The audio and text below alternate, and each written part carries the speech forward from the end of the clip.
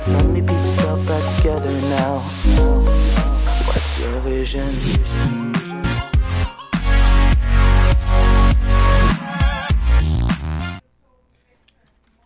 Hey guys, welcome to another episode of the Pop Culture Galaxy Show. I am Mark Bridge, and I'm here to talk about all things like movies, video games, television, all that jazz.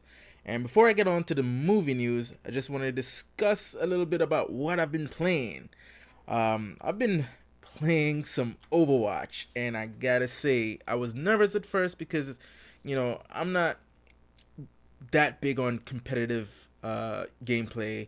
I don't really, like back in the days when I was younger and had like the Super Nintendo. I played Street Fighter and stuff like that, and then when PlayStation 3 came out, I played some Call of Duty, but I wasn't like the hugest competitive player, but I fell in love with the lore of Overwatch, and I just even wanted to experience it even more. But I was really nervous because I know like I'm like a couple of years late so far on this thing, and everybody's been leveled up to the nth degree, so I'm pretty much a noob here.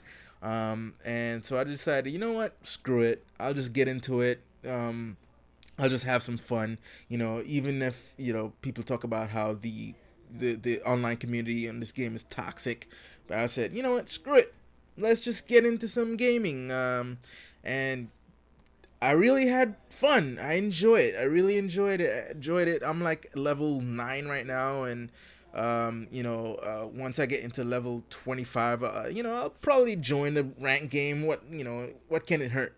But really, I'm having fun so far, and the players that I'm good with is Sombra and Tracer. I'm really good with Tracer so far. Even though I'm sure like Tracer's like an easy character to use, and everybody's like, oh, that's the go-to character that all noobs use, but I don't really care. I love Tracer. Diva, I thought I was good with Diva, but then my last couple of games with Diva just sucked, so maybe it was just a team I was on. But other than that, yeah, it's really, really an awesome game. I'm enjoying myself to the nth degree, and I can't wait to get into some more Overwatch and level up my skills, so to speak. So yeah, for those who aren't into Overwatch, definitely give it a go. But I'm sure like I'm late to the party here, so I'm probably preaching to the choir about how good this game is. So Overwatch. So what do you guys think of Overwatch? Let me know if you want to play more. I'm actually streaming it too, so when I stream it, just join me online. Yeah, I got a 9 kill streak there. That was pretty awesome. Yep. So there you go. That's Overwatch. So let's get into some movie news because that's what you're here for.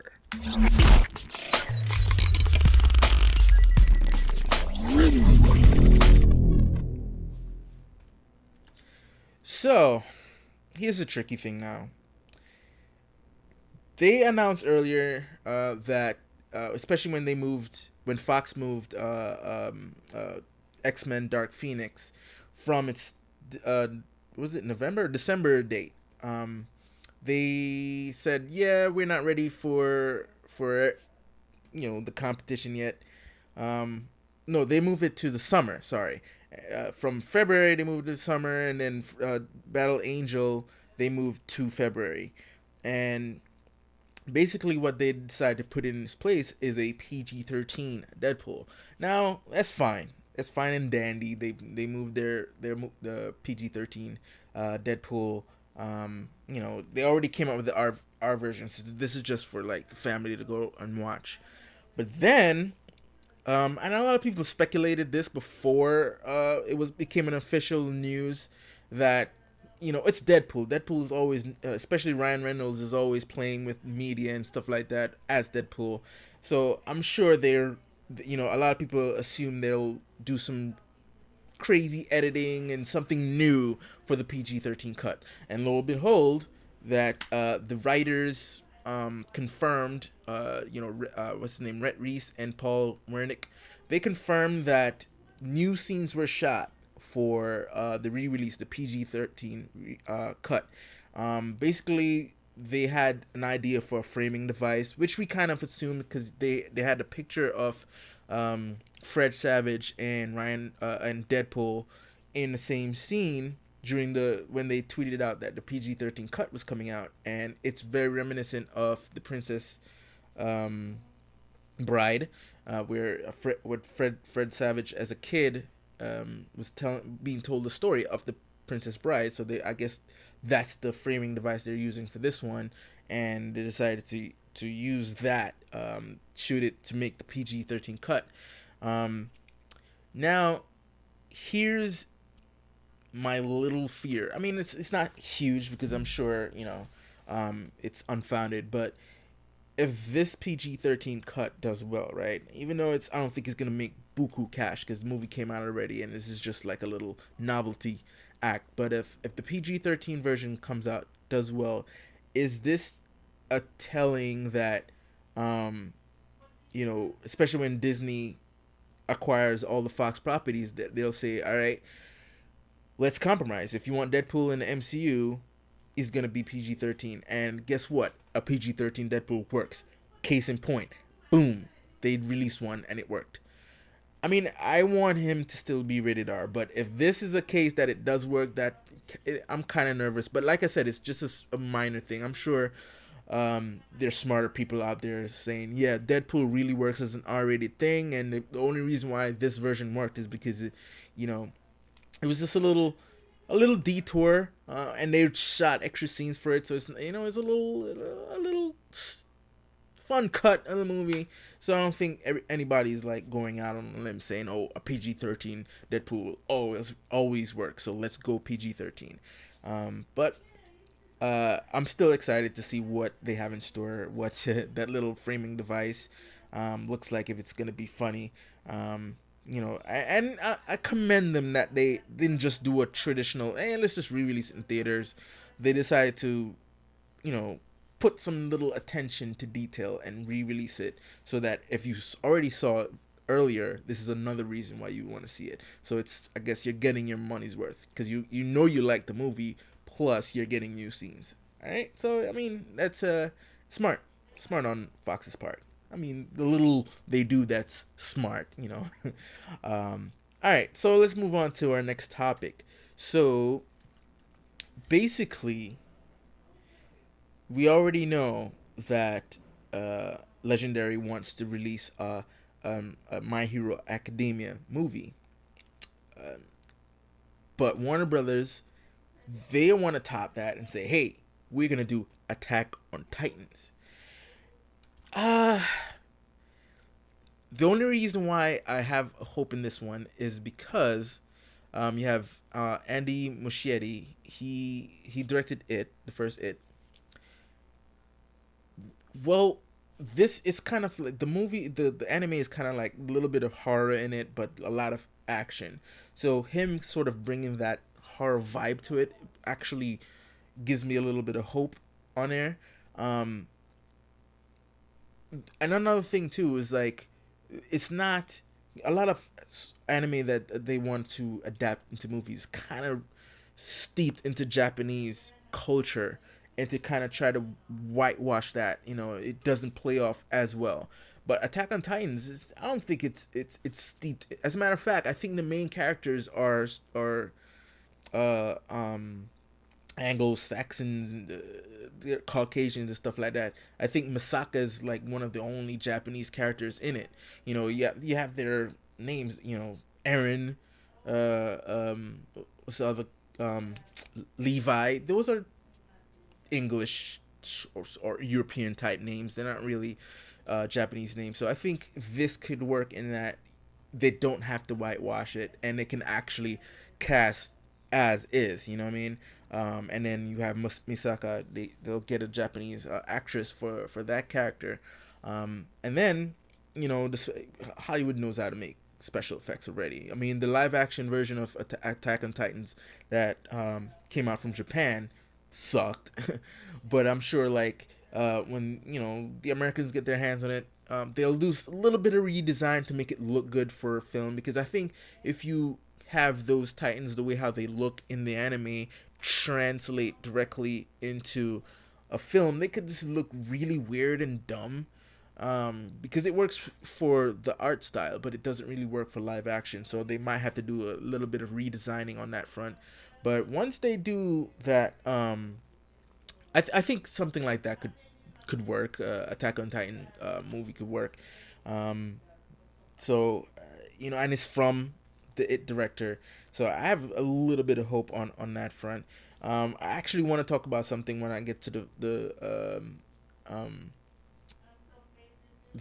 the television section, where I'm talking about adaptations, but anime along with video games have a struggle in terms of getting really good adaptations. But anime, I think, should have a better chance, because video games is such an active participant kind of storyline, right? You're actively participating, while books and comic books and anime, you're passively interacting with these things. So translating it to different mediums of the passive nature should be easier, but so far they haven't gotten the anime thing right yet, and hopefully we'll start getting it right with Battle Angel Alita and the upcoming Akira movie that they're trying to get done for like decades now, and then this and My Hero. Hopefully they all do well, so that we can actually have a good representation of anime to film adaptation.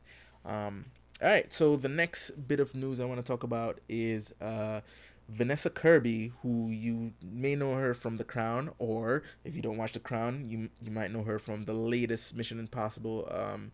What was it? Rogue Nation? No, what's the name? Fallout. Mission Impossible Fallout. She played the character that Vanessa Redgrave played, the daughter of that character from the very first Mission Impossible. But yeah, she she joined the cast of Hobbs and Shaw.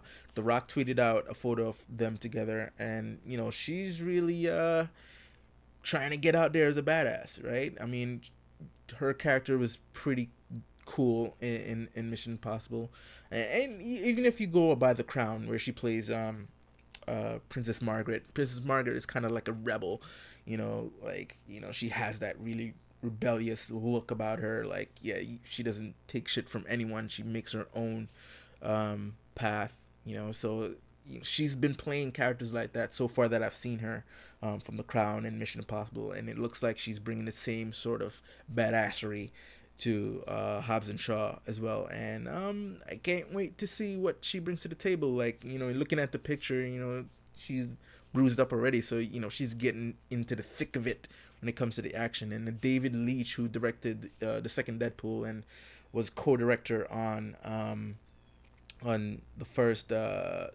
John Wick, he's directing this movie, and I'm sure the action is going to be top notch, because those guys don't disappoint when it comes to action.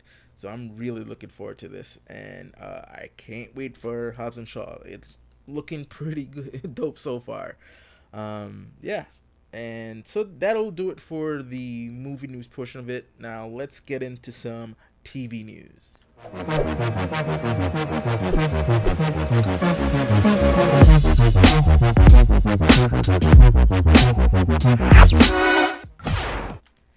All right, first up is the final season of Gotham. The premiere date will be, guess what?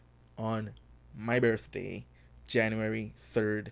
I didn't finish watching season 4 yet, but I'm close. I'm almost done. I got maybe like 5 episodes or so to go.